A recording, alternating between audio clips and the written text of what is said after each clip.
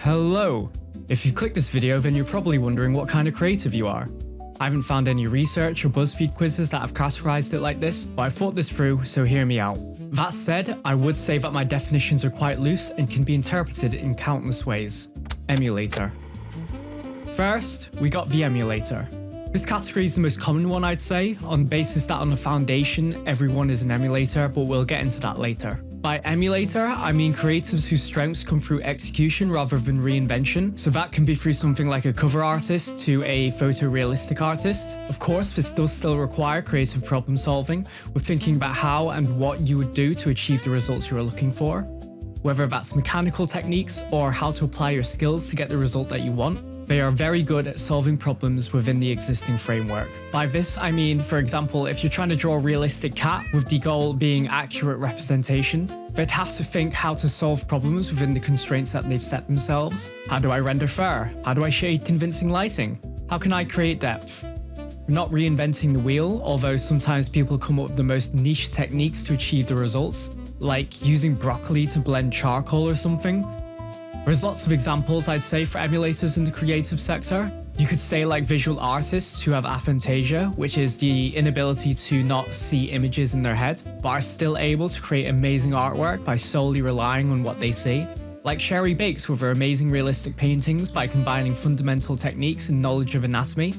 Hell, even the illustrator of Tarzan has aphantasia, and he was able to create characters like Ariel, the Beauty and the Beast, Aladdin, and so many more. I've heard artists say that if they are taking inspiration from someone that they are not being creative. This is utter nonsense. Every creative field has to rely on a degree of emulation. Was Steve Cleon? Did I pronounce that right? Oh, I spelled it wrong. Sorry. Said steal like an artist, which in my opinion, he is saying that no one creates in a vacuum. We all start by copying. Emulators' creativity comes less from inventing new ideas and more solving the countless problems that come with making an idea into reality. They are the masters of execution. Innovators. The next type of creative we have is the innovator. Innovators kind of do what the box explains, which is innovate existing ideas. Of course, this adds an extra element to what emulators are known for, which is improving existing concepts. I'd say most people are innovators in their own way, to be inspired by a concept and to improve upon it with your own flair. Kanye West, are we allowed to talk about him? Well, before all the stuff, he recontextualized how 808s are used in modern music. He didn't invent the 808, but he popularized it in modern pop music by improving how it was utilized and mixed. When they were making The Dark Knight, they didn't invent the superhero genre, but instead took the formula and improved and adapted it with the idea of, what if we treated this like a crime thriller instead of a kid-friendly action? Nintendo don't exactly invent new genres, but they are incredible at refining existing concepts. Like for Super Mario 64, 3D games already existed, but what they did was innovate the feel of moving in a 3D space. The camera systems, the controls, the physics that have become a foundation for countless 3D games that came afterwards.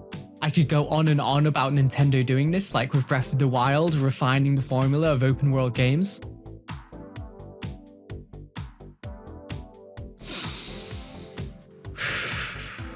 But you already get the picture. Because innovators will always look at something and ask themselves, how can this be better? What is missing? What can be more refined or more efficient? We can't experience something without feeling the friction. We're constantly refining, constantly optimizing. Inventor. We all are an amalgamation of what we have grown up with, inspired by, and have been influenced by. And the combination of that is what we create. In fact, the reason I think everyone starts as an emulator is because every inventor is standing on top of thousands of ideas that came before them. Nobody creates in a vacuum. All the most original ideas are built from other influences, experiences, and inspirations. Inventors are a huge part of this concept. By meticulously combining all of our influences, typically in vastly different cultures, genres, or arts, and combining them tastefully, they end up creating something that feels entirely new.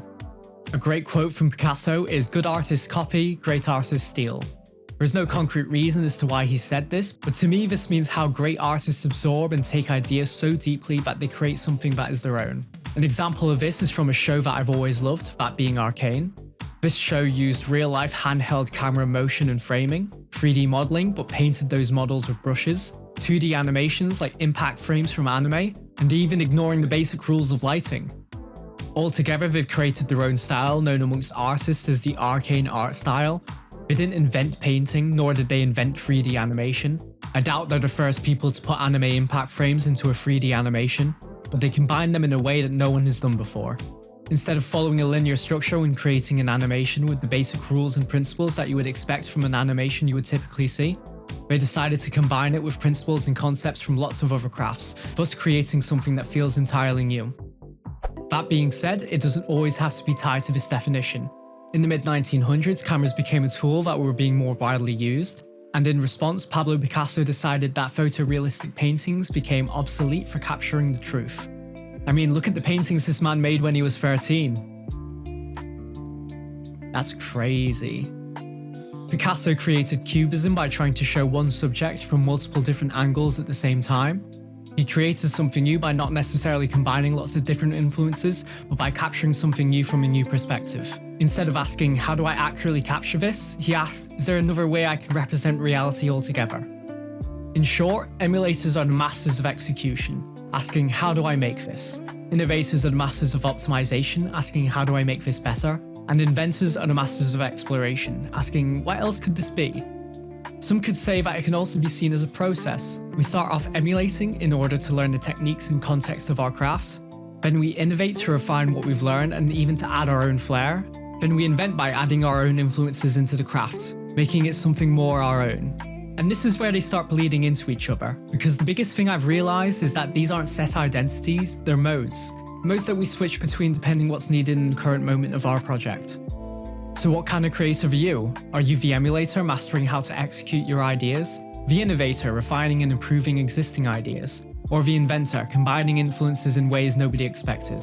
The truth is, you're probably all three, because creativity isn't about fitting into one category. The best creatives aren't trapped in one mode. They know when to execute, when to refine, and when to explore.